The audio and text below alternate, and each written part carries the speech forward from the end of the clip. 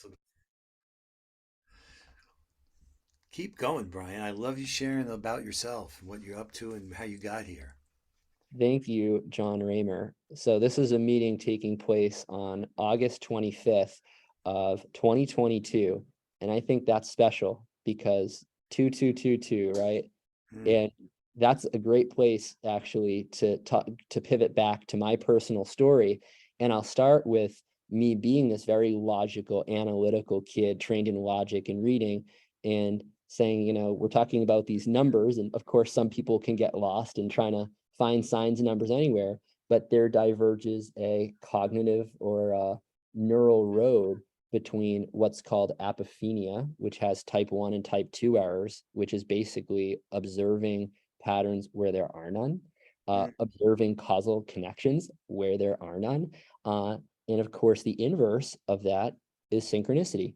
Or it's not quite the inverse, but for the sense of this discussion, it might as well be. So the synchronicity, of course, can be defined as the dissipation of a wall between the outer and inner world and a mm, recognition of events that are occurring kind of at the quantum level. They're not the same thing as causality.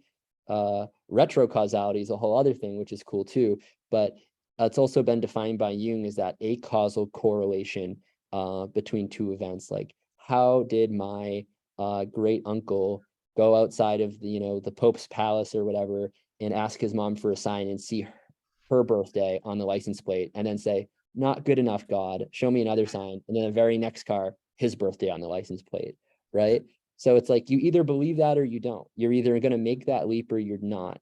And for me, I kind of vacillated at various parts of my life between saying, like, how could this be? Yet my experience contradicted it. And I think what creates that tension, obviously, is the mind body dualism that got so entrenched about 400 or 500 years ago.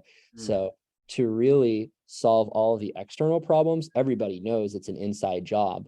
But for the people that have done really good at that so far, I think there's a collective evolutionary impulse to bring that together so that we can Yes. start doing that inner work together in a way that magnifies and exponentially increases those miracles to such an unfathomably large size that it might start as ripples, but it ends in tidal waves. Mm. So again, it's You like it said, wasn't easy. It wasn't easy to accept those synchronicities because they went against, what I was inculcated, right? It's hard to undo the neural grooves. Probably why I'm in education. I don't want to have these students have basically what I is almost like low grade mind pollution, right? So I do want to get back to my childhood and explore. My mom is this amazing, amazing mother, still is. I love my mom so much, and yeah. and my brothers, my twin brothers, are just like salt Twin of the brothers. earth. You got a pair So of brothers. I'm older; they're the two younger ones. So Okay. these guys are great. My brother has just been teaching for 5 or 6 years. He was valedictorian at Middlebury College. Smart guy, loving soul. And the other is at Mass General Hospital, and he is a MS researcher, and he's doing great things and getting into data Oh, science. And he followed God, my gotta meet your mom. What a great job she's done. Oh my God. So is that just the three of you, or there's more?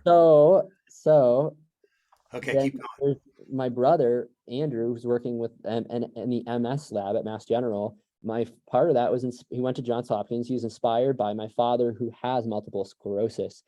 Um, Mm, so growing up, I would say that in a lot of ways we had a humble household growing up, but in other ways, with vacations in our house, we really grew up very luxuriously in a lot of ways compared to other people on the planet. Loving household, just really great. And our grandparents lived with us. So my grandfather passed to bone cancer in '07, but my grandmother still lives with my mother, and my other brother Michael is now there, and my dad's there, so they're all living together.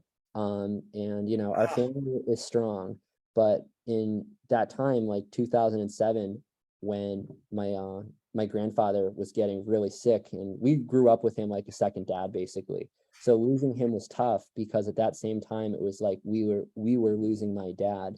My dad mm, got convicted for mail fraud in '07, Frank Russo, and he's got an 18-year sentence and spent over 11 years in prison.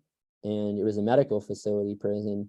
And it's probably not worth going into too much of the details, but he was a very beneficent guy. He had gone to Harvard. He was like the pillar of the Everett community. He was investing all these people's money, and he just got involved with somebody that he shouldn't have for investing money, and just kept giving more and more money like a snowball effect to this guy's company.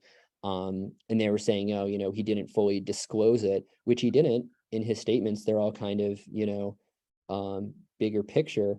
But he knew that he was in a hole. And from a completely unrelated, but probably deeper spiritual thing, somebody wanted my dad to do something, not legal with his money. And when my dad's like, no, I'm like ethical, I'm not going to do that, he got reported to the Federal Trading Commission. And they ended up freezing all of the assets. And he took just the worst advice in a series of lawyers. We lost our house. He took a plea bargain, which we all know how the prosecutors go.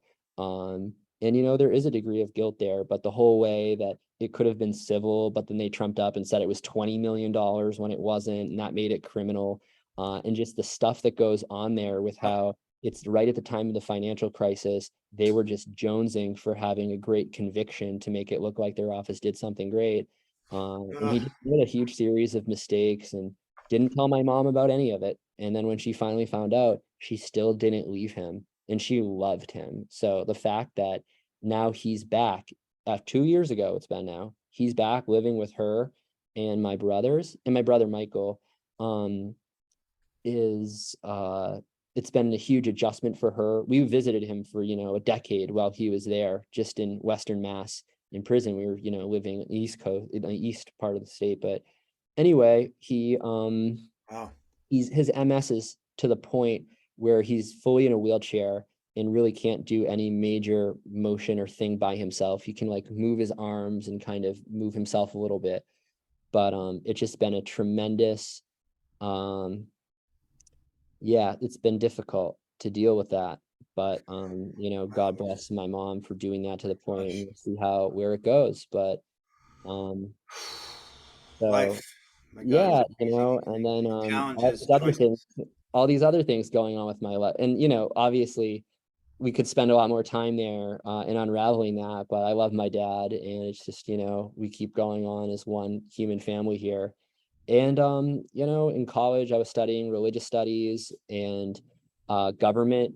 I like to joke and say dinner time conversations. I always liked what was really controversial. I always like to stir the pot.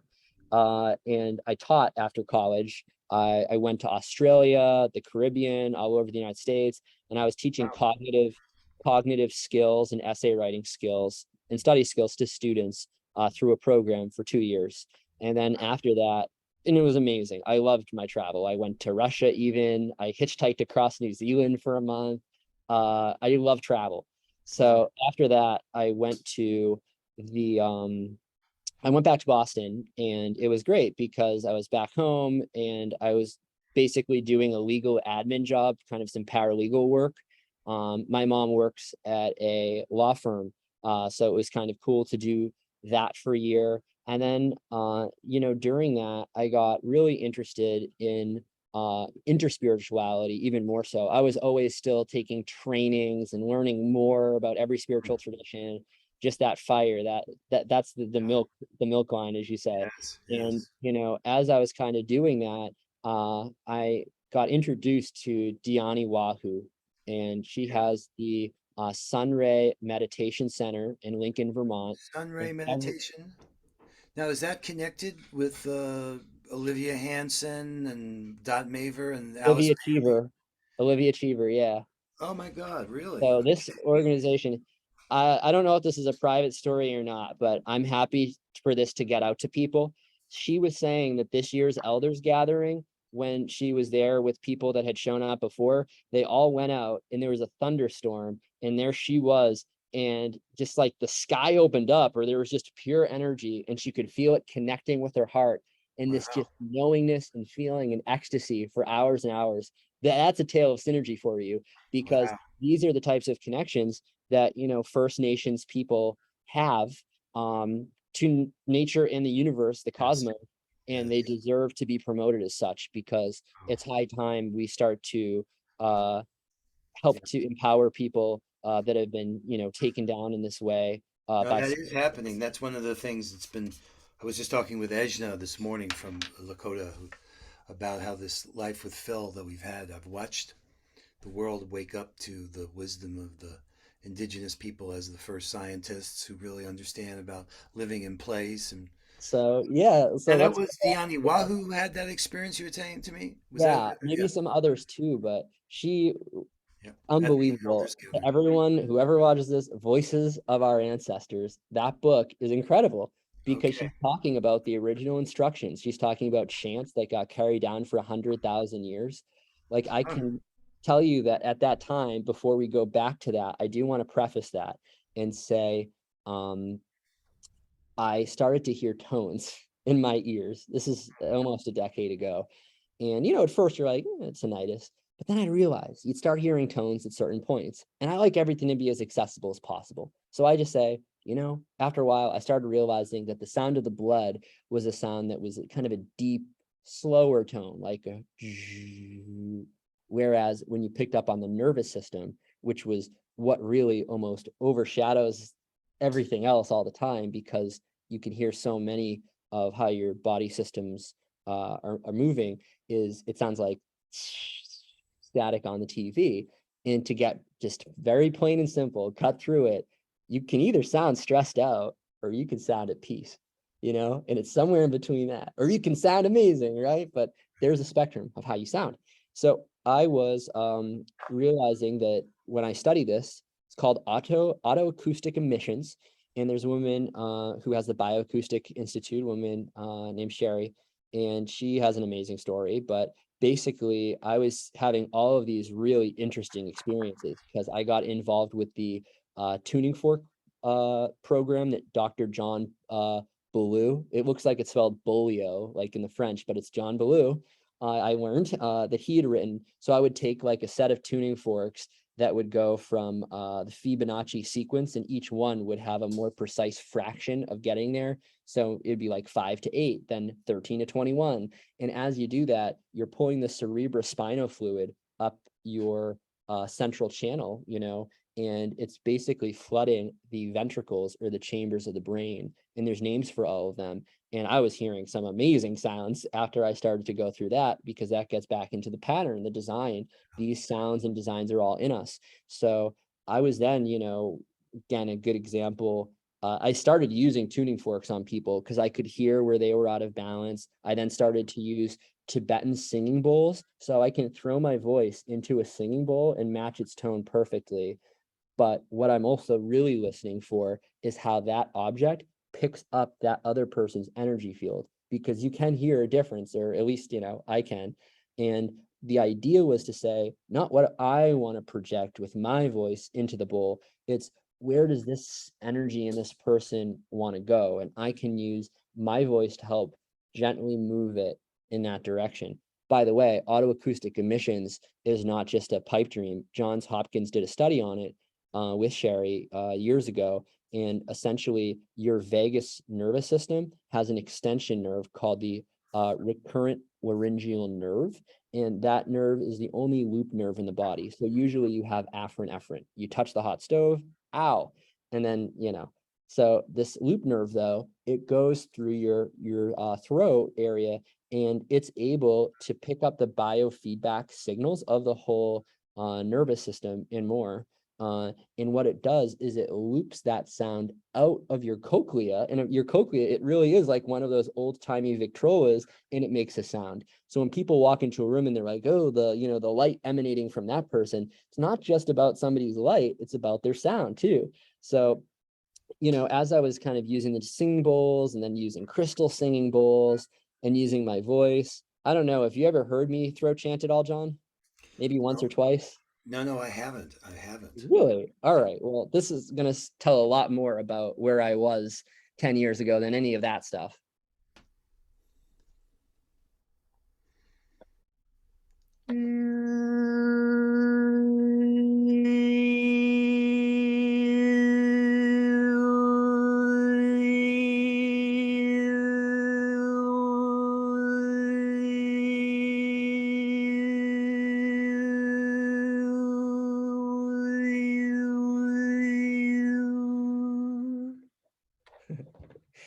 Wow. Okay. I want to tell you something. I've had this experience for my whole life. I've never known it the way you just described it. I'd never had it validated with such insight or know these entities around that.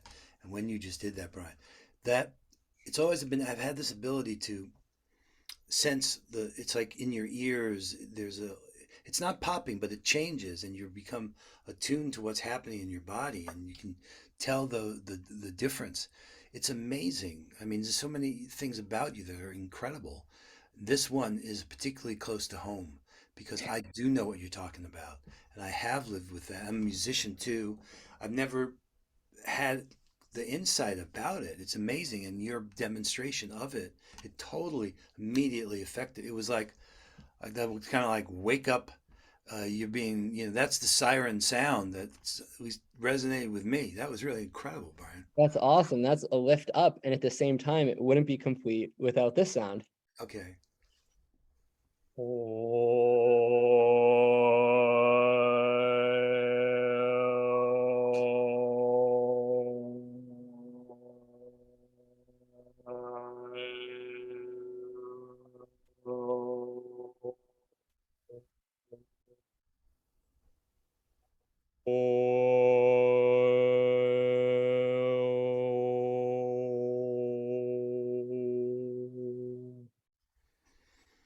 That's the ground sound. Wow. Wow. Beautiful. Thank you for making sure we had all that. Is there more we should hear too? Or We'll leave it for now because it okay. gets back to our conversation before. Again, we're back like 10 years ago now when this was all happening. And I'd like look at somebody and I would hear the tones. I had 4,000 hertz tuning forks, and Mm, those tuning forks would be very, very loud, like dog whistle loud. And I was being worked on once in a healing after I had used them. And it was like an entire song of those tones were coming. And then that was a very, very clear indicator to me. It was as clear as day. It was as much of an empirical observation as the nose on my face. These sounds were coming from another dimension. mm, So I'd start looking at somebody after that, and I would hear their sound. I'd hear different tones coming from their body. And I met a lot of people that could do this too, because you seek your brothers and sisters out, you know. So right. Fabian Maman, who's a French acupuncturist and has the Tamado Academy, he was like, yeah, the 5G and the radio things, having all that crap up, it makes it harder to tune in. And I'm like, that Ah, makes sense. So he told me, he's like, you take your thumb and you put it, because there's a hollow cavity right here. And then you point it and you use the resonance at what you're pointing to hear the sound. And I'm like, 99% of people are going to think you're batshit crazy, but wow. I Wow. know you're not. Yeah, that's So, incredible. there's so There much more. are. There seems to be this impulse to want to know what can't be seen, the unknowable. I mean, for me, it's the mystery of it all. When you accept the mystery, That's number one. and then as an authentic mystery, it isn't what you think. It's always where I start because it's always showing you more of it, which changes the whole game. And then I'm just playing wherever I'm at based on how much has been revealed. And you talk about a soul coming in and having amnesia, those experiences of remembrance and what they do to the geometric structure of your being and how they change the different facets. But to wrap up the sound healing, I want to mention one point because earlier on our call before we started the recording, we talked about consciousness and how there's base consciousness of there's a thing that is perceiving things Mm, seemingly separate, not really. And it can be asleep or it could be slightly asleep or it could be fully awake. But then consciousness within the context of sound then becomes very apparent because there's whole universes that are more sound based and more light based. I believe this is a more light based universe, but sound is quite there. First thing you get in the womb, last thing that leaves you is the sound. Think about that. mm, Hear that.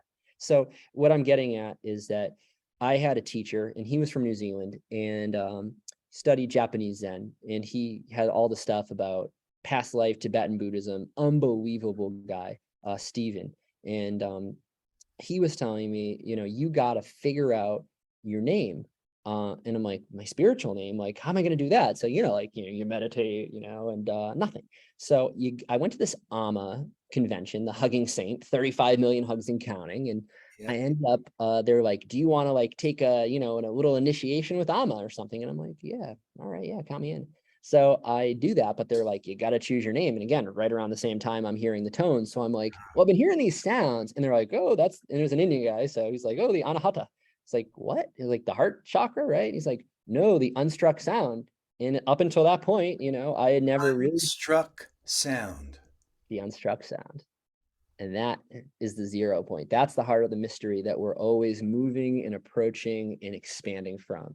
And I was like, all right, cool. Unstruck sound, like the sound before Om, right? So it's somehow a vibration that's just like before how to get struck, right? That's the paradox. But without going too much into that, it tells you what it is because the phonetics of Sanskrit is a rich soundscape that actually takes you into the realization of your physical body and the universe around you through its syllables. And what's so cool with saying Anahata, you feel the heart open, and the deeper you get into the heart and feel that, and you're hugging a bunch of people and your heart's wide open, right? That's life. Mm. So then of course there's the inner heart and touching that. So I, meanwhile, forget I had the earlier conversation about my teacher saying, you got to figure out your spiritual name.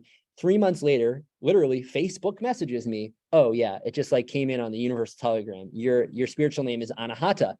And it like took me a few minutes, and then I'm like, no way, like no way, and that's Wait, why wait, wait a minute. Wait a minute. Wait a minute. I want to make sure I know what you're telling me. So what happened? How did Facebook send that to you? So no, my that friend guy Steve, says to you, you're my in the friend line. Steven, Wait, wait, hold yeah. on. So you're in the line to be hugged by Amma.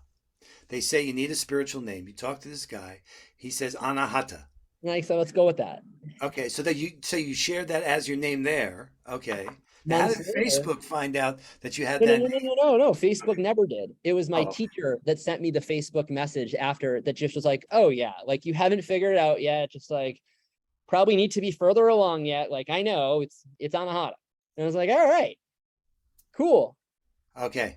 So he affirmed that when you said to him, "That's the name." Well, I was like, well, what are the odds? And there are no odds, there are no odds of that. Right. You just Well, have it's to see outside anything the inside rational. and the outside meaning are not separate. That's what quantum physics is about. Your brain is not in your head. Think of the brain as basically pulled outside in, and that's the holographic brain theory of Carl Pribram. So anyway, um, Wow, Brian, what moving a on, journey man. with you. Just listening to you for a few minutes, you get taken, and you've got the sources and references to follow it up. It's Yeah, incredible. yeah, check my references. Oh Uh, my God, so Brian. what's cool is that around that time, I got introduced to Diani's teaching, and she's been such just amazing teacher because when you see something, and we talk about photons, we talk about light, we talk about the light body, when the photon is in its polarization angle, that it's just right, that is what I define as right relation. So there's a lot of ways we can talk about right relation. That's Diani's teaching, is right relation. And there's not about wrong relation. It's not about I'm right relation. It's about right relation. And Yeah. Tamsin of teaming, she said, because I think of right relation very simply in one sense of I breathe out the carbon dioxide, the tree takes it in and gives me oxygen. We're copacetic, baby. We're reciprocity in action and motion.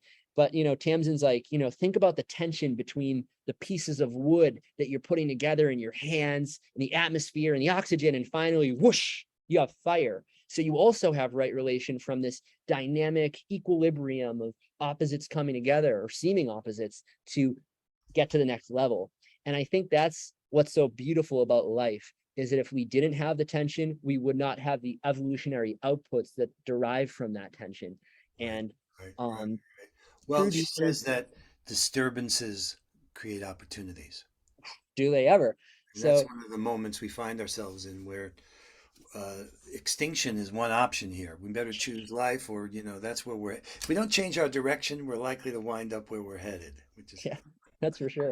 you know. So Diani's whole thing is the beauty way. And she was in the 70s, the one that got Native Wait, I American thought that was. religion Oh my God, that's Patricia. reinstated. She must know Patricia Ann Davis because the Beauty Way, Ho is Ho, and her father was one of the founders of the Native American Church.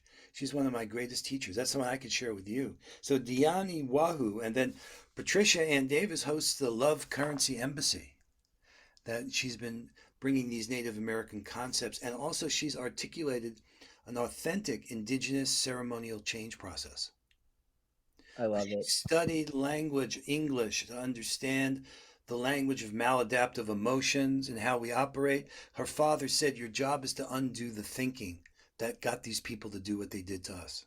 So That that was is his one of the mandate to themes her. I always return back to is I've in a lot of ways I've taken, classes in college on systematic mathematical logic, the most left brain thing Mm, imaginable in the right? realm of language. And I've also studied Aboriginal Dreamtime. So Wow. it's like God, Brian, there are you're many such a paths treasure. that You are there, such a but treasure. when humans are able to take the externality of what I even mean by that, because your average person walking about that really doesn't even probably know what symbolic language is or logic is, and they definitely don't know what dream time is, I'm willing to bet. One of my teachers, actually, Richard, who was uh, one of Diani's people. He is a priest of the Oahu lineage. I saw him in my dream once, and the whole texture of the dream was different. And there was like a totem pole, and I was like, "Hey, Richard."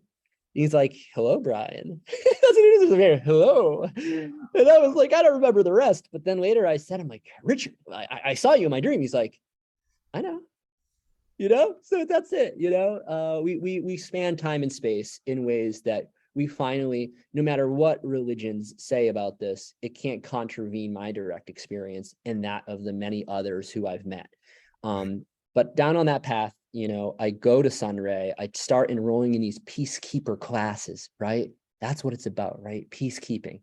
And how do you walk in right relation? How do you walk the beauty path? The language is right there. I will say this is just a very meta narrative-y, whoever's listening to this later point of view. When I talked to my good friend, Jude Curvan, about this, about how you look at the sacred hoop and you look at what defines those different gates around the hoop, but at the center, as Phil Lane would say, is volition, is your will. It is you at the center, how you move through greater circles and centers. And she's saying, yes, and we have that native, we have the broken thinking, which Paul Levy's book Wetiko is a must read for everybody, because he talks about how the Western Europeans really brought that over to the New World, this type of thinking that literally reifies separation. And John, that's kind of gets me back to what consciousness is, because we're all co-creating all of these things. The reality out there is not as real in the way that people think it is. Don Hoffman has a lot of great work on this, but basically, because so many people have reified the structures of separation, and then little children are taught to believe in those structures, we imbue them. The words are worlds. In the logos, the flesh of the spoken and written word becomes real and then becomes reproduced in the reality of the receiving mind that creates it. So a little heady stuff. No, We got actually, okay. brought back into our heart. So, just in the spirit of disclosure here on this, I don't know why, it must have been my destiny, obviously was my destiny, but I became a student of Fernando Flores, Mm, former Minister of Finance in Allende's government, and conducted the largest cybernetics project under Allende. But the thing that he came to America, professor of computer science at Stanford, but got a multidisciplinary doctorate in the philosophy of language, management, and computer technology.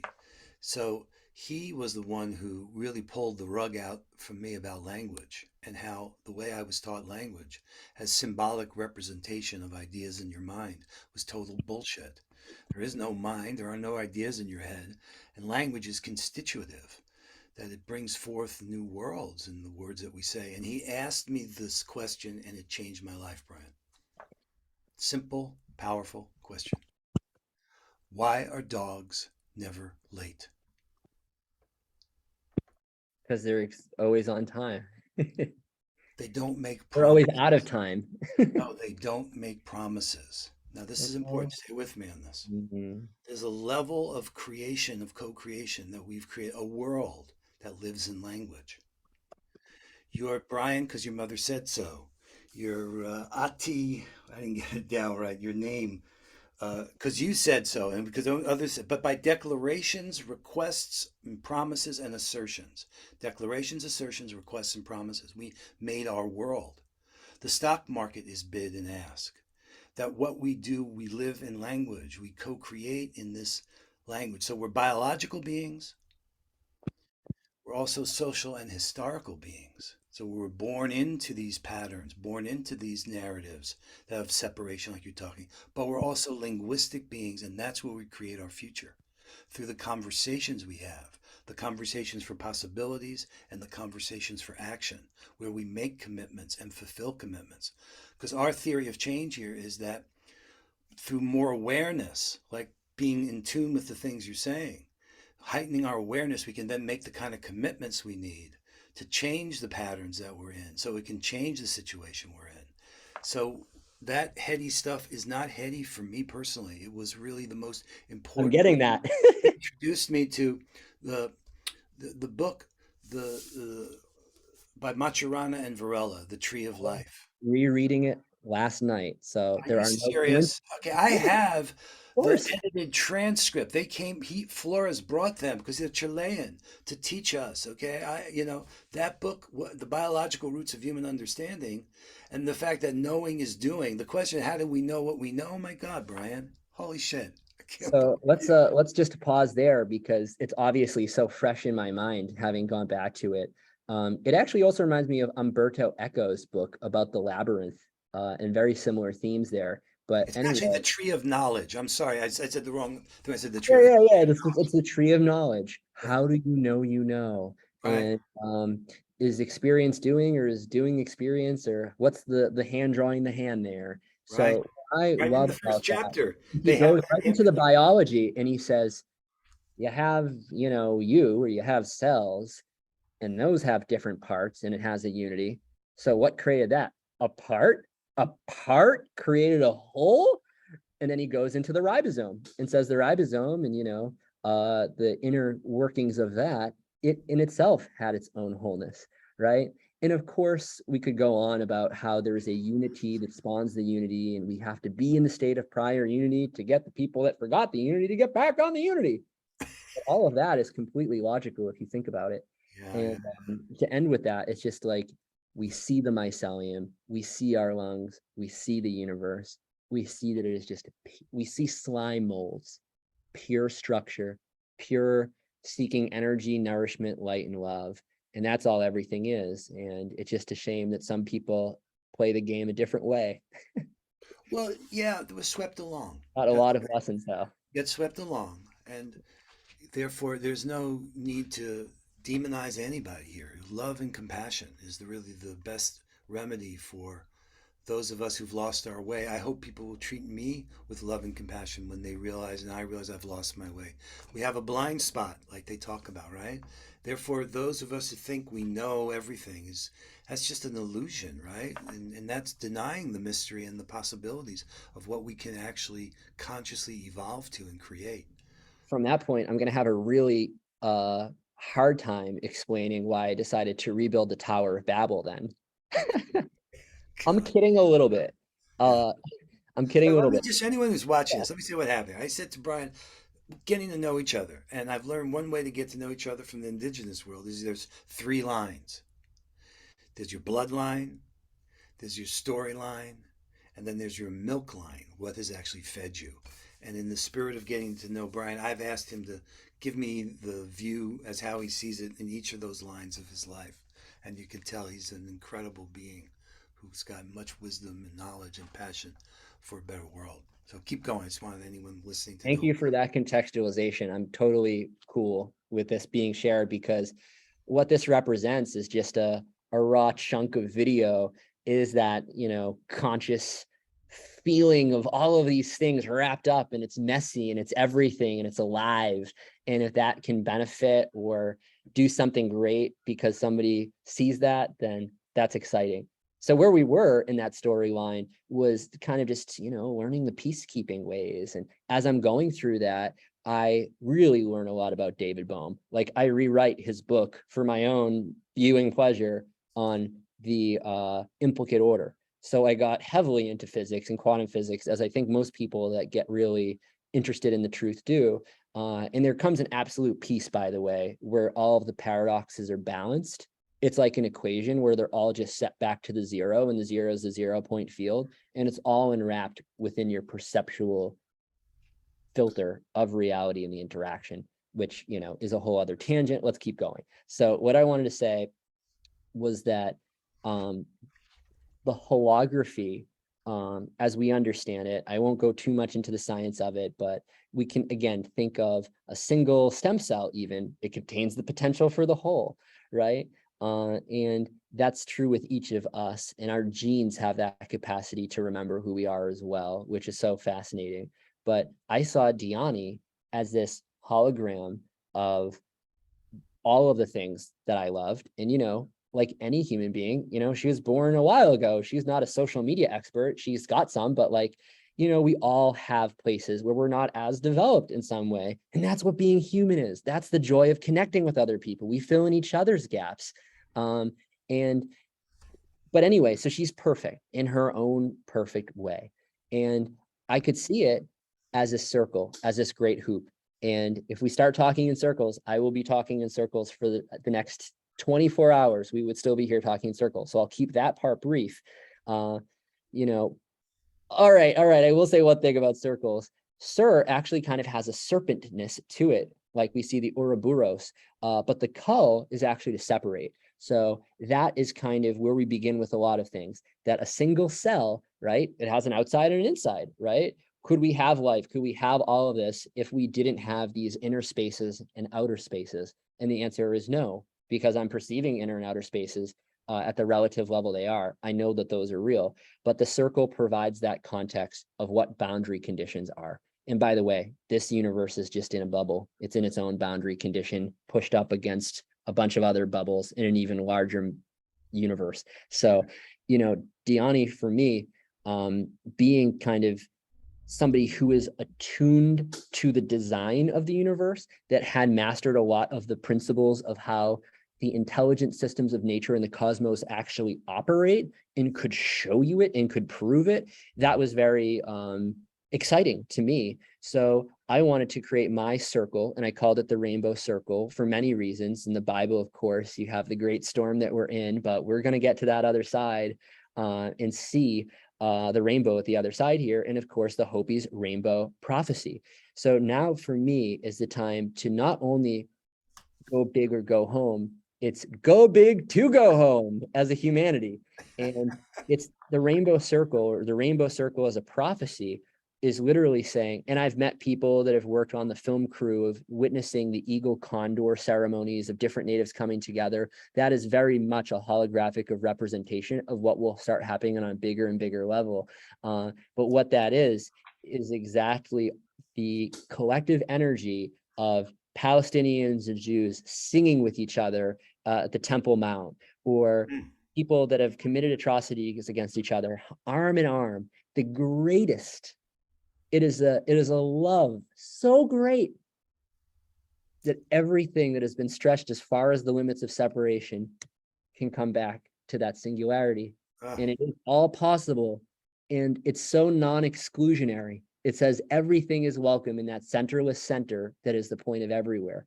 So anyway, Diani to me was like, all right, well, let's map this. It was my thought, because she's like a living hologram, but we're all, again, imagine a circle with 12 parts in it. And this is the zodiac, which is in our genes in a sense, because these are the stories passed down for at least 50,000 years that we remember, because we can all see the stars. So that becomes a common point for the linguistic story humans to create the stories that inform us about how we create our culture and world. So within that, I said, okay, you have 12 qualities that are always present. And they're basically this, you know, house one, it's yourself. Then there's growth and values. Then there's communication and connection. Then there's emotion and home, that those Cancer kind of values. Then you have expression and the Leo energy of leadership and just drama. And the 6, of course, is health and nature, followed by relationships and harmony. And 7, 8 is transformation, 9 is that journey, the travel, the law, and then beyond that, you have the 10th, which is career, 11th is all things new. And then, like everything, it has to come to an end. You have to surrender it all. And that's the very end, the release and spirituality that is the feat of that. So, within the zodiac, we can think of, again, it's like 12 traits then within those. So that's how I designed it. And I did that because I thought, like a fractal, as the universe is, technically a circle isn't a fractal, but I won't go into that. But you can imagine how you have, these 12 zones, and they're each have 12 parts. And then as you form new semantic constructions, they can just kind of keep going and going and going, like a process of involution. So what I actually did, and I can briefly just Here, let me give you permission to share if that's what you want to yeah, do. I can briefly share it, is with saying, look at all of us standing in this circle together, having all of these incredible skills. How do I give people the skills and the connections to express themselves authentically? And the Rainbow Circle was born out of that desire. So this has been, come through over many, many years. And I'll go through it rather quickly because it doesn't actually, it's a lot of information, but at Oh, that wait. scale, Okay. yeah, All right. All right. All right. Hold on. Because we're sure, already here over an hour and 15 minutes. I got to make sure that I'm paying sure, attention to other things going on. sure. Uh, all right. So, because here's the thing, you've got so much to offer here. Okay. And I, Sure. I want to talk to you about what we're doing and how it might be supportive to you. Right. So, uh, Right. and I know I want to get this out and I want you to share this. Um, I can uh, wrap it up in like 5 and then we'll Okay, well, stop. then, yeah, I could definitely want to have a conversation for possibilities about how a synergy project in support of what you're doing could be supportive to you, Brian. We need to Absolutely. do a good job of getting the word out about all of your amazing insights and creations here. So go I ahead. would love that. That's amazing. Thank you for contextualizing that. I was appreciating the time. So, of course, we start outside of the circle, which is the circle. So the whole circle is really just in another circle, ad infinitum. And again, words are kind of like logos, right? It's not actually just a word that's a designator. There's a lot of things going on here. So each of these is kind of holographic nodes: life, innocence, energy. They have so much. So as we imagine these circle of words, we can also then think of what are the discussions that are happening around them. And to do that is why I decided to look at each word. It's kind of neutral. These words are all neutral to positive. And then these words over in the range, they have a positive and a negative. So the way that it works is you can kind of consider it as that positive core, and then all, which are like synonyms, right? So innocence, and then kind of like the electrons or the antonyms, guilt, regret, culpability, they're on the outside of that. So if you were to actually imagine the rainbow circle, it's kind of like 144 points of light in a sphere. And all of them are organized around these core things that we really should be focusing on. And then again, when you learn that, for example, life is also Chaim in Hebrew and prana in Sanskrit. Well, prana is also energy. So before we even understand all of the rich understandings that go into a single one of these, it's already knowing that they're all interdependent with each other. So of course, I mapped that onto all of the beings that represent those points. This whole idea of 144 is about the 144,000 from the book of Revelation. It just plays into that myth. And when we look at sacred sites, these are all the places where we can really focus on the specific energy being spread in particular, although all energy can be spread there. And then looking to Peace Week, right? I've looked at all of these things. I just changed the numbering so it would just be chronological. The other numbers, by the way, here, even though it looks out of order, that's nonlinear because each one of these is linked to, each one of these is linked to the gene keys, the tarot, the I Ching. So essentially, and you haven't even seen the rainbow circle diagrams yet, there's hundreds of them, but basically it's a way to understand everything in terms of the whole. So it's really heady, it's really heart-based, but to take you where we can kind of end with this part of it, And this really describes what I'm doing right now that ties my milk line together, my bloodline, and my Story. storyline together is the gifts that I have that I'm bringing forth is that I've met all these wonderful people over the years that I find out they all knew each other somehow. And that some of them didn't even know how much they knew each other. But as we look at the Sustainable Development Goals of the United Nations, we look at just, again, all of these important things like coherence that you're not going to find necessarily there, but you will soon. And you look at what are those organizations that are like those jewels on Indra's net that are reflecting back to the other jewels that we're able to say, we're going to create the movement and platform to have them connect synergistically. So everybody knows what everybody's doing in this super organism, in this circle. And you see all the contacts that are associated with that. There's your name bolded and big right there, peace through unity.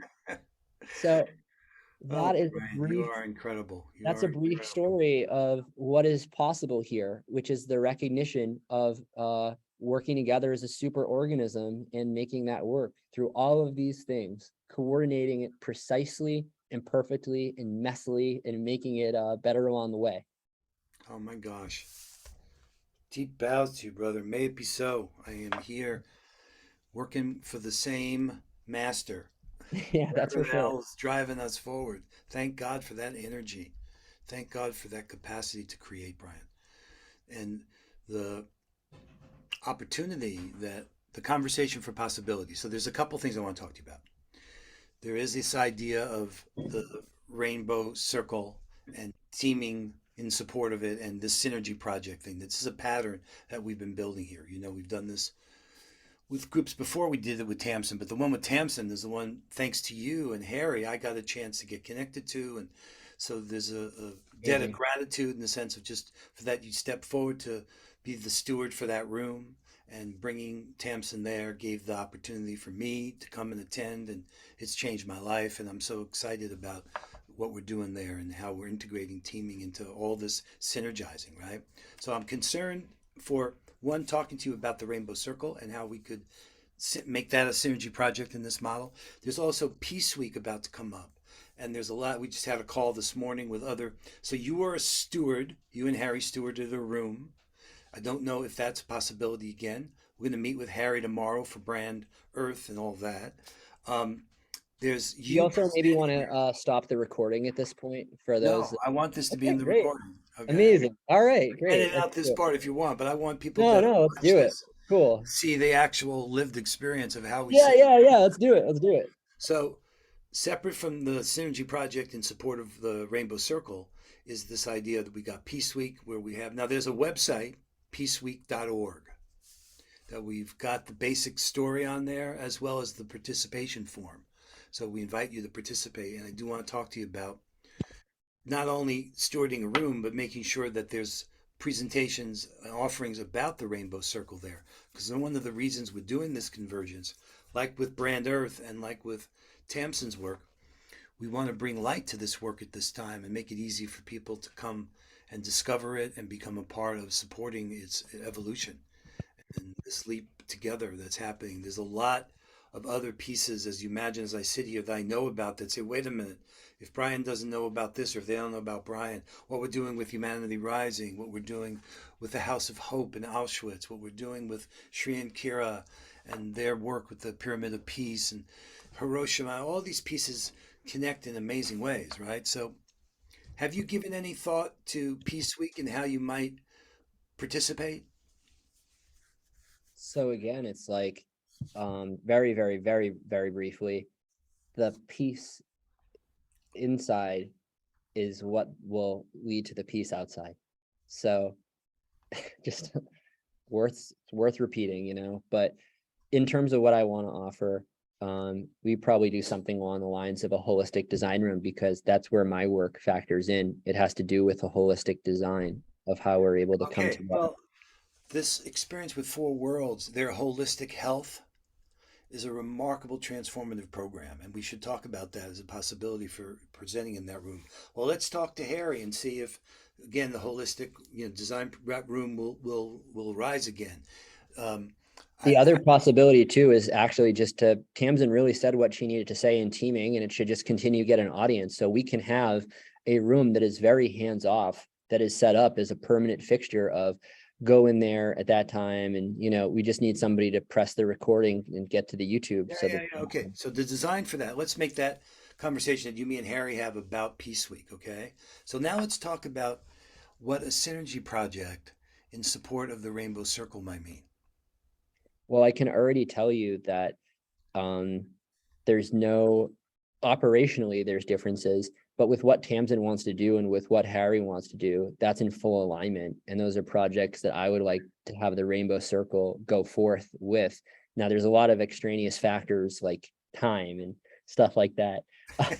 God knows I've been on too many of these calls for my Oh, family's I know. liking I per understand. se, but it's worth it because it is that it's touching that destiny. It's that feeling, that this is a really special time to really change lives.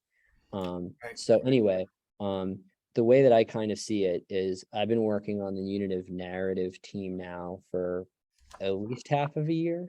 And that website's about to get going. And it doesn't need to be anything special other than the amazing specialness, which it is, but that's going to bring in a lot of active allies. So the same spreadsheet I showed you are all of these same allies that I think absolutely have something very important to say about that. Now, there's bigger organizations for sure that are out there, but because, oh, that person is considering that.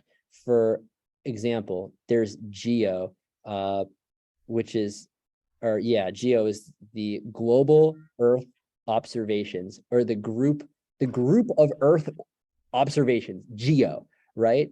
And they're like, hey, we're boots on the ground. We're observing the changes that are happening in our climate. Like, we can tell you what this is happening. So if you think that, the type of climate change we're having isn't Wait, hold on 1 second. That's Becky. Oh my God. Miss three, two, Sizik. Hi. Okay, hold on. I can't hear you as well. Let me hold on. I can hear you now. Can you hear me now? Yes. I'm having the most wonderful experience of being with Brian Russo and his genius. Hello, Um, Brian. hello, Becky. and How are you? oh, Wonderful. God, you got to watch. I What? will make those record. Rarely do I say this is must watch Zoom. This has been beautiful. Are you kidding me? Everything we do is must watch Zoom. Are Well, you kidding me? we're on a roll. We're on a roll. So listen, But I know we seriously, want I to get understand. together. I understand. Whenever I hear Brian talking and sharing stuff, I'm riveted. So, Oh my God. Oh my God. No, he is amazing. So, aw. hold on. So here's this. Here's the concern. So, Okay. are you available in a little bit more time? What's your? Well, this is the deal. I'm soccer momming right now and Okay. just dropped a bunch of boys off, and I'm sitting waiting for them to either cancel again because the rain. Okay. So here's the thing, Brian. Let me interrupt just to put this on the table. Make sure. So the pattern, these synergy projects, right? So my experience has been is this is a little bit different than what most people are used to. Hold on. We've got Becky coming in. Let's bring her in. Hiya. Hey. Hello. So let me try, Brian, in one quick sentence, just as some of the highlights. Brian's been sharing about his storyline, his bloodline, his milk line. Amazing, amazing. I'm telling you, I meet a lot of amazing people. Brian's is high on the list. I And know, and you know you're he made so his. like, Do you know he made his bodhisattva vows when he was 13? oh no, I didn't know that. Oh my God! I mean that, and his love for Diani Wahoo and the work. I mean his. I know. Remember, I brought her into the World Unity Week during. We Well, had her on the opening ceremony. yeah. I She's mean amazing. the list of things that Brian is aware of and has brought together is astounding. And the way you've compiled it, Brian, like the organizational aspect and the color coding and all of that. Okay, okay. So you know a lot of it. There's a lot Yeah. more, I'm sure, because just to have enough time to listen, which I've done over the last hour or so, has left me really just so inspired and so Aw. happy that we're all connecting at this time. We have a shared vision that's so clear and a pathway that's so clear. So we're getting into some of the practical things. I believe that he and Harry will convene the room that they did again. Ooh, fabulous. Be, be, because we're working closely, Becky, you know me, been buzzing about this, on a few of these synergy projects with Brian. So there's teaming up for the Borrego Institute of Living Design and supporting Tamsin. That was kind of a breakthrough one. There's one that's from the pro-social commons conversation we've been having with Kurt Johnson. And there, Kurt Johnson is the focus, right? Whereas Tamsin's the focus of the first one. There's Brand Earth, teaming for Brand Earth with Harry as the focus there, okay? We're now talking about a synergy project where Brian is the focus. It's the center board of the canoe is teaming Excellent. for the Rainbow Circle. And Excellent. what I've come to see is, Brian, like I was explaining to you a little bit about how this works, is that you discover these high leverage, like trim tabs, that, boy, if that rises, we'll all rise together. And like I was just about to tell him, my experiences, and I had a conversation with Jude about this too. So I'm going to disclose something I think is one of our vulnerabilities, is that so many of us that are geniuses are alone and are challenged to gather the love and support for the work that we're doing. That was absolutely the experience I've had throughout these. That there's something that it takes to, by yourself, you have this determination and commitment to bring this forth to the world, but to have the allies and support and to everyone say, okay, yeah, no, we're going to put you in the center of the circle right now. And Mm. we'll learn from you and learn with you and together team up. And I love partnership with Tamsin is pointing to a very clear kind of curriculum, if you will, guidance for things that I had already known intuitively and known from nature, but there it's like laid out, with a beautiful image, that shared identity and purpose. Let's get that clear of what is the rainbow circle and be able to communicate about that. How we, all of us learn to be able to communicate about it. That's a sign of us really being on that core team, that we could own that narrative. Can I tell people what joy fuel is in a way that you would listen to and say, he got it? Can I do that about the rainbow circle? Not yet, but I bet we can with your guidance, right? So Delicacy worth taking the time to eat and digest. I promise there you you that. go. Yeah, I know that. I have no doubt. So this idea of, and there's laid out as an article. Let me just make that clear. I've put this up onto the Mighty Network, probably buried in there. You may not even know it's there, but let me just point to it so that it's part of this conversation. And it's what I would like you to look at to see if, in fact, so hold on. Peace. We have so many things now with peace that start with them. Peace through unity.earth. On there in the circles, there is one for Tales of Synergy from the Magic Canoe. And I'm proposing that we Have write. you met Rainbow Warrior, Brian? I think Rainbow Warrior was in a room I was in once, but I haven't had the. Oh my God. He met Harry. We were together with him a couple of weeks ago with Harry, right? Remember? He is John? amazing. Yes. Well, I'm just thinking with the rainbow connection. We need Hermit to the- make sure Hermit the that you're Frog is connected right. with the rainbow. The Warrior. lovers, the dreamers, and me. Yep. Yeah, exactly. That's right. I love that you have that DM. That's awesome. This kind of spells it out, all right? In terms of what I see as the first steps here is getting this core team that articulates and refines things that you may already have and know, but so that we can know it, the purpose, principles, vision, and mission. Then this whole idea of this pooling and paddling together as one, right? With our attention attuned and aligned, our intentions, our capabilities. That this would be for me a joy to support you with. And so that's just an article that I want you to be aware of, that I feel would be useful for you to know of, so that the terminology becomes clear. There's also a little bit more in here. One of the things I think you might appreciate, Brian, because I've also been interested in what I call mass collaborations. How do you do this? And that's been done before, like on operating systems in the technology world. And they work on modules.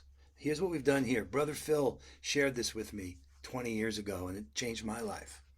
And this statement, this summary statement of these guiding principles, starting from within, right? Working in a circle in a sacred manner. How about circles, right? We heal and develop ourselves in relationship. What we've done here is we've broken those principles into these different teams, these different projects. So your projects, right, are holistic, and you have one, that's one of them, right? Starting from within, being personal and spiritual, working in a circle, being our currencies and economies. In a sacred manner is our governance and politics. This is what social and culturals we heal and develop ourselves and our relationships.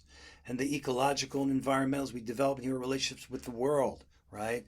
And then the synergy of all of them. Any project that identifies itself as such. I love it. You use the holistic with the W. I have a whole thing on that. That's Hold that actually, both. We want that's both. my whole thing is there's no more peace because there's no more duality. There's Trinity, baby. There Right you there. go. All right. So I know you know this. The reason why I'm saying that, just so you see the map towards my hope, is these projects and these synergy teams then, right, are working on these modules and they synergize with each other. Those who are working on personal and spiritual get to know others who are working on personal and spiritual. Those who are working on currencies and economies get to know each other. And we can avoid redundancy and be able to build upon what's already there. So that's kind of the Absolutely. big, that's in that same circle. So join that circle synergy project. It's called Tales of Synergy. And those materials, you who read and appreciate these things, I just want you to know they're there. We've taken the time to put them out so that you can understand some of this, our own terminology and what we're talking about. But boy, we are ready to synergize and support you in the Rainbow Circle and what you've been So doing. this is part of the narrative. Okay. And Becky, I'm glad you're on to hear this and whoever is listening. So we did leave out a big chunk before we got to the now we're here and we're doing this because just like the energy picked up a little bit. But I want to return for a second because after I had, been back to Boston for a while, and before I began my teaching career, for everybody that wants to know, I teach English and history and religion and everything. Um, but College? Do you teach at college? teach at a high school. So what's really cool is that I was this is 2016, and I was taking these 144 words, it was 111 at the time, and I was seeing how they connect and I could form beautiful songs. And again, that spirit of the Rainbow Prophecy is, if you're listening to this, you have paddled out or you have swum out to that middle of the ocean. And now it's time for everybody to hold hands so we can all be more buoyant together. But I had written this song about, the Rainbow Circle and all of this stuff. And I get into Jamaica and it's kind of this family vacation where it's me and my cousins and another family, and that other family, her name, in there, it was Kaylee. So I see her and she's wearing moonstone earrings, and the song My Sweet Lord is playing. And I'm like, nice moonstone earrings, like there's some sparks here, you like yoga and plant-based eating. So we end up going to this beach. First thing, we drop our stuff and we go to the beach, and I'm in the water with her. She looks over to me and she goes, Brian, there's a rainbow circle. Now, has anyone ever said that? Never. And there was a pure azure blue sky, and there was a single like orb. It wasn't even a cloud. It was like an orb in front of the sun with all of the very bright colors of the rainbow. It wasn't a sundog. It wasn't around. It was like this miasmic orb in front of the sun. And of course, my first thought is just like, oh my God, oh my God, oh my God. This is like, I was just writing the Rainbow Circle song coming here. And like, my reality is manifesting, and there's this beautiful woman here. And so what ends up happening is I tell her, just let's enjoy the moment. I have something to share with you later. And I watch it and it just kind of expands and then just disappears. And between enjoying that and thinking, do I sprint back and grab my, iPhone 3 or whatever it was at the time? I didn't. I'm glad I didn't. And it's gone. So then later that night, I am with her and I tell her, and she's like, you wrote the Rainbow Circle song? And I called it a Rainbow Circle. Not even, hey, look at the sun. I said those words. And I'm like, yeah. And then, that first night, nothing romantic, but we stared into each other's eyes. I guess you could call that pretty romantic. And we eventually closed our eyes. And those old screensavers on Microsoft where it kind of looked like pipes? Well, this was that. We were seeing those pipes, but it was like streaks of lightning. And I'm like, are you seeing like kind of like lightning, but it's like moving? And I'm like, are our timelines converging here? Because I was already pretty far out. at that point. So we were having this incredible kind of just beyond type of experience. And then I say the rest of the story wrote itself. I followed her to Peru where she was hosting a retreat. We ended up going back to Peru and doing another retreat the year later. We did multiple retreats in Costa Rica. We did Nicaragua, and all of it was basically sound therapy and yoga and healing retreats in South America and Central America. And we're still together today. It's you been What married year was 20 years. that? What year was that with the Rainbow Circle? we met. Well, okay. There's one more story in the synergy circle here. And this is what I see too for the Tales of Synergy. Like, I love the idea of just seeing this big board of people and you can click. And I don't want to know just like the hashtags of a person and like their project. Like, let me dive into your soul, share some stories there, right? So this is it. We met at Half Moon Bay in Jamaica, where we were when we did our retreat in Osara, Costa Rica, was a restaurant called La Luna. I woke up that morning and I swear to God, it was like a voice in the back of my head. And I'm like, this is God was like, ask her to marry you. It was the last day of this really amazing retreat. And we like went surfing earlier in the day and she's with me. So I like awkwardly only had like the end of my Costa Rican money. I still am friends with the guy that sold me this ring, but it was he called it Azurita. So it was this brilliant blue and green crystal. It looked like the earth. And I was like, all right, I'm going to get that for her. And she like knew I did something, but she's like, what is this? So that night when it's sunset and there's like 20 people of our retreat right there, I go down on one knee and she's like taking pictures. And I didn't tell anybody. I told one person so they could snap a photo, which their camera died as soon as they went to do it. Luckily, there were like 20 people with cameras that immediately took amazing photos. But she's like, you're being weird. Like, what are you doing? And this is at La Luna. So we go from half circle of the Half Moon Bay to full circle or full moon here with La Luna. She has this amazing dream moon catcher tattoo. So she says yes. She realizes what's happening eventually. And can continually our journey has just been taking us to living off grid in Costa Rica for some years, to doing all types of things. When And, was That this? When did you meeting? that was 6 months after I met her. And when was this though? When in time was this? Was this 2017 is or end of 2016, 27 and January when did you 2017. marry? So you married in 2018? Married not far after that, because she has family that migrated from what used to be Rhodesia, so Zimbabwe, to South Africa, to England, to finally southern France. The climate's similar. So we asked her aunt, and she has two other uncles that live in the same little town in southern France, near Montpellier. And we're like, let's get married in your backyard. And they're like, okay. And her father's like, well, we got to do it right. So we had our marriage for, the grandmothers that couldn't go to France in our in Maryland, which was nice, really nice, at a place called Quiet Waters, right on the water with this gazebo. Unbelievable. It was so beautiful. Beautiful. So beautiful. We went to Oh my France. We went to France. We flew my mom and brothers over, and we just had this. And her father had gotten like a manor house with like big shrubs for the week in a pool, and we just had this unbelievable time in southern France with all our families coming together. And we got married on 7-Eleven, which was convenient.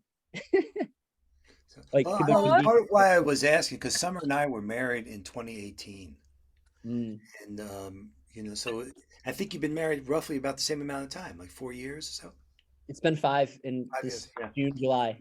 Fabulous, beautiful, beautiful. My God, Brian, I can't wait to meet Kaylee. Yeah. Like I said, we'll see you in We'll meet her. October, no doubt, because we're coming there to see. He lives in Massachusetts, and my daughter Sophie, and my grandson and Brian. Where are you in Massachusetts?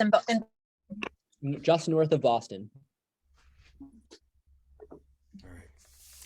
So, Becky, you're freezing a little bit, so I don't know if you're saying something.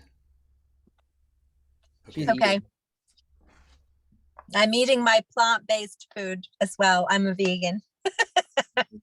Nice. When I All took my vows, they weren't my bodhisattva vows. I took my ministerial vows and I instantly became vegan at that point.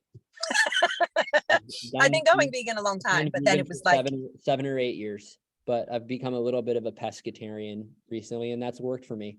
But yeah, well, lots of respect, obviously, for that path. Right. yeah, All right.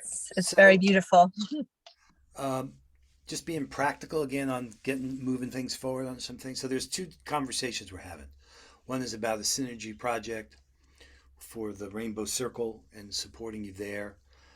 You're also on the core team with these other synergy projects we're doing. One with Tamsin in the center, the other one with Harry for Brand Earth, and separate from the whole teaming up for what you're doing with the Rainbow Circle is the Peace Week and the convergence, and you and Harry hosting a room and making sure that you give time to the Rainbow Circle there so that people can discover it and learn it. And as I understand more about it, that's part of the dream of that core team does is articulate, okay, what's the vision for it, right? Purpose and vision, and then how mission becomes moving from the current state to that desired state and the values that guide us there. Alignment with you. And it very much, I'm looking, partnering with Tamsin has been fabulous because I want to empower her work in the process and reinforce people learning about teaming. And some of the maps she's built are so good with that shared identity and purpose and collective intelligence and swarm creativity and how the symbiotic upcycling happens because taking these different parts, some from you and some from others, to really upcycle for the Rainbow Circle. And that's kind of the beautiful threads that I see being woven in this. You're 100% on base. And, I think of the McCollum Foundation. He just posted a picture with Jane Goodall today. It was so nice to see them together.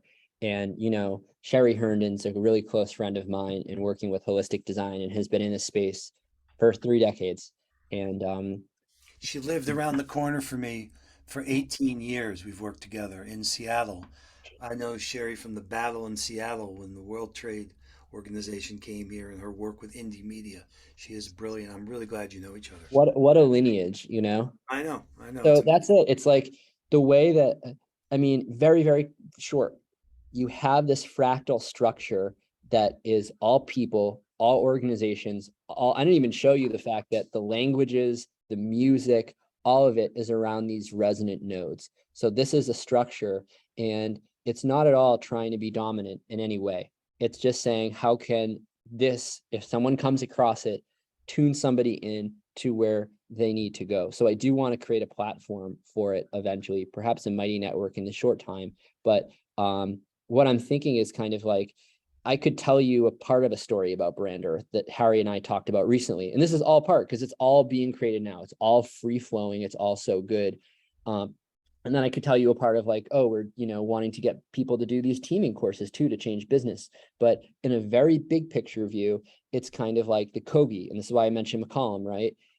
A Luna is the dark mother. It's this golden thread, and they put it all along the Colombian coastline and then inland to the mountains, showing where all of the sacred points of nature and how they were communicating with it. When I talked about the unitive narrative with them, they talk about it as, oh, we're changing the paradigm, but we're also including all those narratives. Metaphorically, Rainbow Circle is that holistic design of the thread. It is a holistic design of the weaving, because what it's doing is it's allowing these parts of the story to know each other. And it works on a principle of, you don't necessarily need to know all of it. If you really know all of it, that can actually be very, very helpful for what you bring in different connections to building your node. But it's an ecosystem for exactly that, of people building out those nodes. And for example, Islands of Coherence is one, and they have their community, right? So there's a lot of need for people to be driven there to learn those types of skills. So again, when I said I know a part of the Brand Earth strategy, it's like, I'm all in with this unitive narrative idea, and it's going to gain more and more momentum as this goes, because it's not just telling the story of, oh, we need a story, we need a narrative to frame everything in terms of our collective evolution. It's also literally how those people and those organizations are evolving in dialogue with that narrative. And Bob Atkinson knows that well. So, and I can just give a small piece of that. Can you imagine that every product in the world has a Brand Earth marker on it, because every product is now back in right relation with humanity? Can you imagine that everybody is doing these teaming principles, and it's how all of these systems can be worked together to create these cascading positive changes? And it's all metrics based too. It's extremely right-brained in terms of getting people onto the Aboriginal mind, but then it's extremely left-brained when we talk about B Corps and metrics and the fact that, you know, Hugo Arroyo's Metabolic Earth, the plans that we have for that thing are immense. Because if I can show you the best representation of planet Earth, we can't, I mean, maybe if you're rich, you can go to space. But for the rest of us, you know, we're looking at this representation of Earth. We can see the canyons, we can see the pollution, which you can see from space, by the way, and just giving people that simple, powerful image of the Earth and then saying, all right, put the layer on it so we can see all of John Liu's regeneration camps. Okay, put the layer on so we're also seeing all of the global the global eco village network, GEN, right? I want to see all of those, right? But then the point becomes, it's like, well, they need to talk to each other and get some type of designation. So we're and then of course, like a Juan Carlos Caeten that's like, oh yes, we'll have all of these centers all over the world and they'll all be affiliated with each other and they'll all be talking the same rainbow language. And that gets me back to exactly where I ended with the description of the rainbow circle is the systems I have built out have been able to synthesize and compare any system with any system and contain any system. So it has the levels of systems thinking built into it to be able to make these connections between organizations. And it's not an easy thing to comprehend at all, I think. I think it's very complex, but with other representations, you can see it, but you can kind of get through the dream speak of saying all of these people seeing a representation of Earth, of knowing that everybody's sharing the same rainbow language. This isn't a Tower of Babel that is built to defy God and man's false egoic grandeur. It's a tower or how about a mound that's being built to honor Divine Mother, to honor our connection to all that is, and to evolve consciousness to the maximum efficiency. Beautiful, beautiful, Brian. May it be so. May it be so. And it's within our reach, right? So the vision of such a resource, and also the challenge and opportunity to connect it to where people are at, so that it actually can be meaningful for them to move whatever's next. Because what is it? I think Tamsin says it like nature doesn't solve problems; it just keeps opening the next door. It just keeps opening the next door.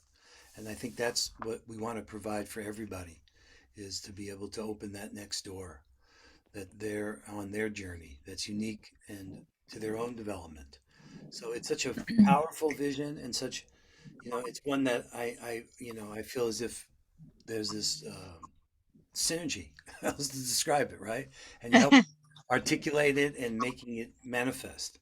I want to have thank you so much, John, with deep gratitude for that offer. I'm going to let my wife have the last word from science fiction author Ursula Le Guin, discussing how art opens our eyes, ears, and soul to the real world, and that our daily routines are moved off from that, and that poetry, music, and stories, they're windows of our perception, and they get cleansed. They're cleansing them so that we can see. And maybe I'll have a little bit last word here. The 5-year-old explanation for the rainbow circle is out there in the space of all that is right now. We're sitting in a circle and we're just looking at each other with love. And it's teaching people how to see, and it's just looking at people in ways that bring out their colors, that brings their diversity and unique potential, because that makes the whole circle stronger and more resilient. And it's a beautiful process. So stunning. Thank you. Thank you. I'm so grateful that I popped in here. Really, really uplifting. Thank you so much, Brian. What beautiful articulation of love and just possibility. I'm grateful to know you and look forward to finding ways to make sure that this beautiful collection of messages and intentions and love reaches many more people. So thank you for your work, and thank you, John, for inviting me. I think we have a soccer. Looks like Gratitude to both of you. Yeah, Did I freeze? I might have frozen. it's okay. I think you do need to go though, and that's okay because we're just winding down here. So thank you, Becky. I love you. Yeah, well, I'll later. ping you. I'll ping you later, and I'm going to my dad's birthday. We'll connect tomorrow morning, John. Okay, that's fine. If I don't. Sounds good. Okay. All right. Love you guys. Thank you so much. All Right. Bye for Is now, there Becky. is Hang in there a there. way you can share this with Ben Bowler? Because I feel like he might benefit from what I'm saying or you're saying and what we're saying. And also I want to talk to him because I feel like that structure of the eco governance, I'm happy. We could have a 4-part circle, it could be a 7-part circle, could be a spiral. It's just about the resonance and understanding that how I was able to structure that, those thousands of words within the rainbow circle. And of course, some words are in multiple categories, but there's a process that Bruce Lipton talks about, and it's called gel electrophoresis. So we can take different proteins on a gel membrane and we can, sorry, I'm talking over the AC all this time. So they will separate out and resonate, like will resonate out with like, and that's how you separate the proteins in this process. So that is kind of what it is in terms of how that resonance field holds really strong. So this mythology of the 144,000, right? Let's get 144,000. I want everybody to play a role, right? You all have your names, like I'm a dreamer or you're the connector. Everybody has what their role is in this story, and it doesn't belong to the rainbow circle, and it doesn't belong to synergy. It belongs to all of them, and it belongs to source. Right, right. Okay, so but say more about what you want Ben to know so that I'll point him to I this. just would love Ben to watch this, and I think it might be a good introduction to me and my work. It's a You know, little it is. long, It's a a beautiful little introduction long. to you. And you I'm know, sorry to the say. core needs and the eco governance stuff, that's coming from Shelley and Jan. He loves This that is and embraces amazing. what you have And as well. So, Julie Kroll was going to email me, but she's quite occupied. So maybe if you have their emails, you wouldn't mind yeah, just yeah, doing yeah. the No, intro they with should me. see this They too. know who I am. So Yeah. yeah, if they did see that, I Well, think that would be wonderful. yeah, yeah. The thing is this, is that we're all kind of busy in a certain way. So just making time to appreciate each other and have gratitude for each other and uh, that's my whole journey on this is that there's so much every time I don't make time, I regret it. I'm so glad I made this time to be with you, Brian, because it will bear enormous fruit for so many of us because your work so calls for being uplifted and being shared, and your guidance in this journey is essential. So I come back to this the two focuses here, right? Creating the Synergy Project that can team up in support of the Rainbow Circle, as well as what you and Harry and will cook up during upcoming Peace Week and the Up Convergence, right? So I want to follow up with you on that. Um, the website, it's funny, Julie Kroll just sent me a note here. So uh, what can I say except thank you, brother? And Thank you. let me pause this here. Let me pause this here.